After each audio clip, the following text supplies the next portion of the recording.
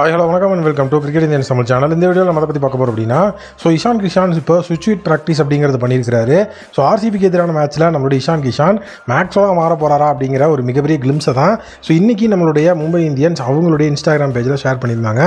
ஏன்னா இது வரைக்கும் இஷான் கிஷானை பொறுத்த வரைக்கும் எத்தனையோ ப்ராக்டிஸ் செஷன் அப்படிங்க ஆடிட்டார். அதில் டோட்டலாகவே அவருடைய அதிரடி சிக்ஸ் ஹிட்டிங் திறமைகளை தான் நம்ம பார்த்துட்டுமே தவிர அவருடைய ஃபேன்சி ஷாட்ஸ் அப்படிங்கிறதுல பெருசாக நம்ம பார்த்தது கிடையாது. ஏன்னா மும்பை இந்தியன்ஸில் ஃபேன்சி ஷாட்ஸ் ஆடுறது அப்படின்னாலே கண்டிப்பாக அது நம்மளுடைய சூரியகுமார் யாதவ் மட்டும்தான். வேறு யாருமே பெருசாக ஃபேன்சி ஸ்டார்ஸ் அப்படிங்கிறதுக்குலாம் பேர் போனவும் கிடையாது. பட் இன்றைக்கோட ப்ராக்டிஸ் செஷன் இஷான் கிஷான் பார்த்தீங்கன்னா ஃபுல் அண்ட் ஃபுல் அவர் ஸ்விட்ச் ஹிட்ஸ் அப்படிங்கிறத வேறு லெவலில் ஆடி சூப்பராக அசத்தி இருக்கிறாரு. அதுவும் எஸ்பெஷலி பார்த்தீங்கன்னா ஓவர் போட்டது பும்ரா. அவரை அந்த இடத்துல ஸ்விட்ச் ஹிட் ஆடுறது அப்படிங்கிறதெல்லாம் சாதாரணமான விஷயம் கிடையாது. பட் அதை நம்மளுடைய இஷான் கிஷான் வேறு லெவலில் பண்ணி காமிச்சார். அதுதான் இந்த இடத்துல ஒரு மிகப்பெரிய மாசான சம்பவமாகவே நான் பார்க்குறேன். இஷான் கிஷானை பொறுத்த வரைக்கும் லாஸ்ட் மேட்ச் நல்ல ஒரு ஃபார்முக்கு வந்திருக்கிறாரு.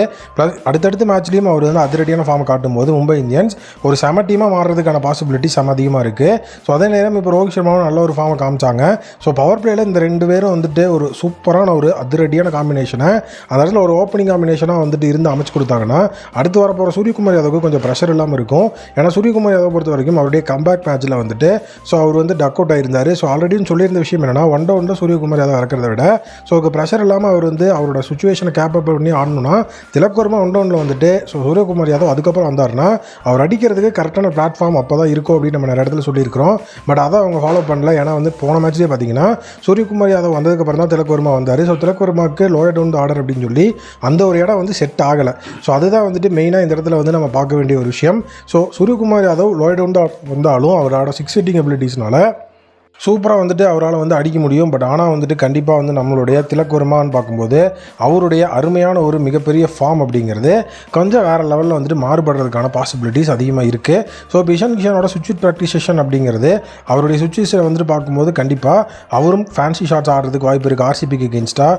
ஏன்னா ஆர்சிபியை பொறுத்த வரைக்கும் நீட்டாக அவங்களுடைய பவுலிங் லைனப்பில் நம்ம ஜாலியாக ரன்ஸ் அடிச்சிட்டு இருக்கலாம். ஏன்னா அந்த மாதிரி தான் அவங்களோட பவுலிங் லைனப்பே இருக்குது. லாக்கி ஃபெர்குசன், வில் ஜாக்ஸ் மாதிரியான தரமான பிளேயர்ஸை உள்ளே வச்சுட்டும் அவங்கள பெஞ்ச் பண்ணி தான் வச்சுட்டு இருக்காங்க. இந்த மாதிரியாக இருக்கும்போது அதை நம்ம அட்வான்டேஜாக எடுத்து நம்ம அதை கோப்பப் பண்ணி அந்த மேட்சை வின் பண்ணி அடுத்தடுத்த விட்ஸை வேறு லெவலில் நம்ம கொண்டு வந்தோம்னா நம்மளுடைய டீமுக்கு பிளே ஆஃப்ஸ் அப்படிங்கிற அந்த ஒரு வாய்ப்பை நம்ம பிரகாசமாக்கிறோம் தான் அர்த்தம். இஷான் கிஷான் ஆர்சிபிக்கு எகென்ஸ்டான மேட்ச்சில் வேறு லெவலில் அவருடைய அந்த ஒரு தரமான பேட்டிங் காட்டுவாரா நீங்கள் நினைக்கிறீங்க அப்படிங்கிறத கண்டிப்பாக சொல்லுங்கள்.